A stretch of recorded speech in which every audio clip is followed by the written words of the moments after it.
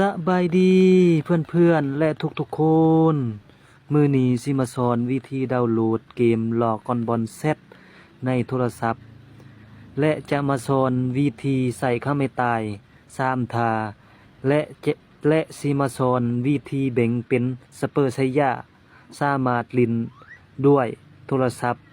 เพื่อนๆและทุกๆคนเบิ่งวิธีดาวน์โหลดได้เลยต้องมีเว็บนี้ต้องได้เข้ามาโหลดใส่เว็บนี้เนาะเข้าไป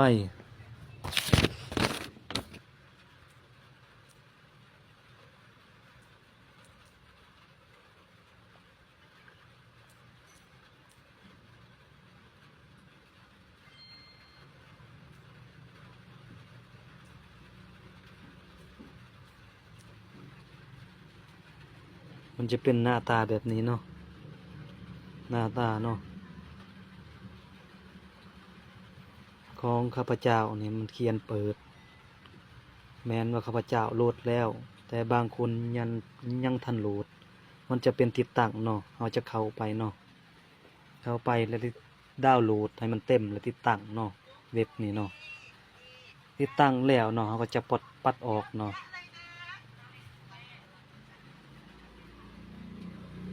จะเห็นแบบนี้เนาะเข้าไปเลยเนาะเข้าไปดาวน์โหลด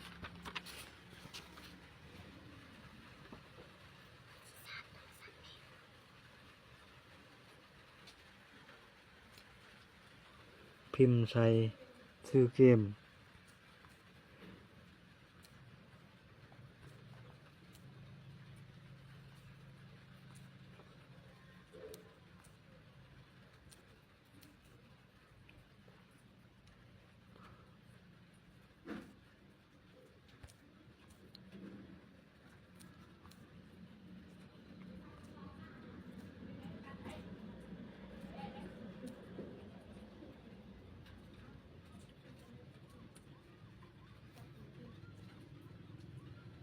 มันจะเป็นหน้าแบบนี้เนาะปุ่มสีขาวๆนี่แต่ของพระเจ้าโหลดแล้วมันจะเป็นปุ่มสีขาวๆแต่ผู้ใดยังโหลดมันจะเป็นตีลูกศรลงแล้วเตาะเข้ามา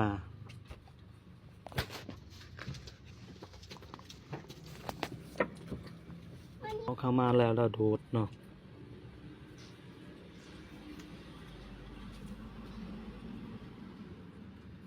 โหลดเต็มแล้วปัดออก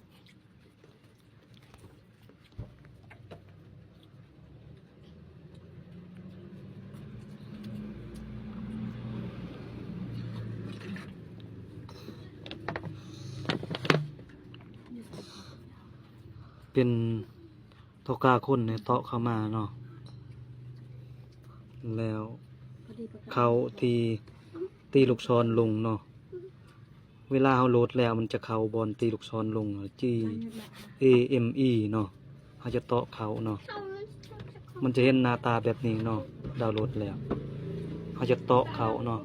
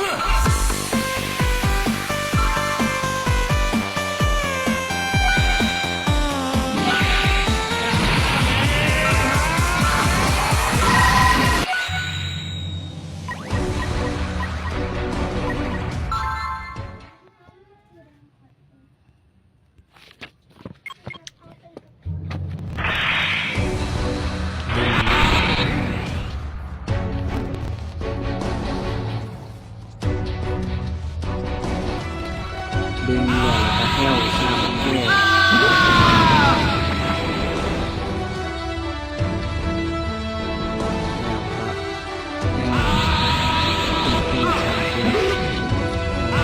เ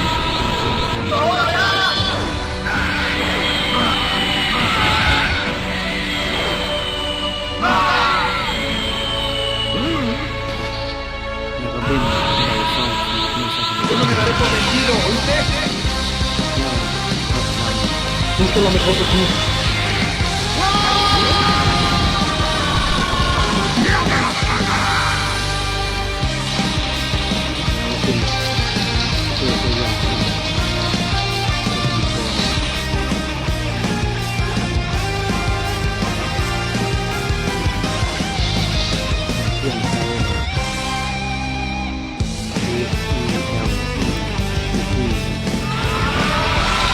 Desesperado.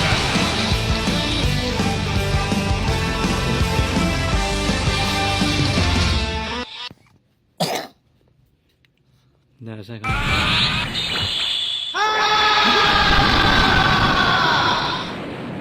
Đeo xe không biết cao theoการแก้ท่าที่หนึ่ง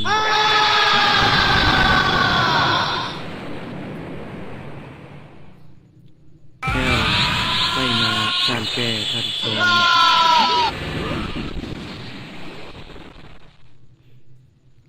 เด้งให้ได้สองขีดใส่คำว่าแอลกับลังจานแก้ว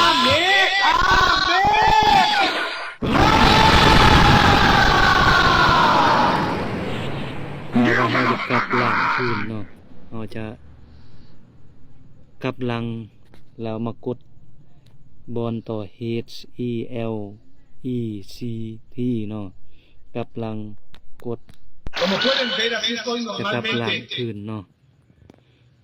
ได้ง่ายๆเนาะโหลดได้ง่ายๆแล้วก็ลินได้ง่ายๆเนาะ Vencido, ¿oíste? Fuiste lo mejor de ti.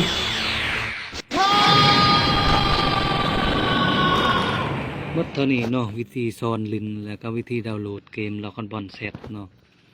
ให้เพื่อนๆลองโหลดและเข้าไปลินได้เลยเนาะแบบง่ายๆ โอเค ถ้าผู้ใดมักเนาะให้กดใจเนาะ ห้าวมัก กดคอมเมนต์เนาะแล้วรีโพสต์เนาะ ห้าวมักเล่นเกม เราจะสอนเกมใหม่ๆเข้ามาเนาะ ห้าว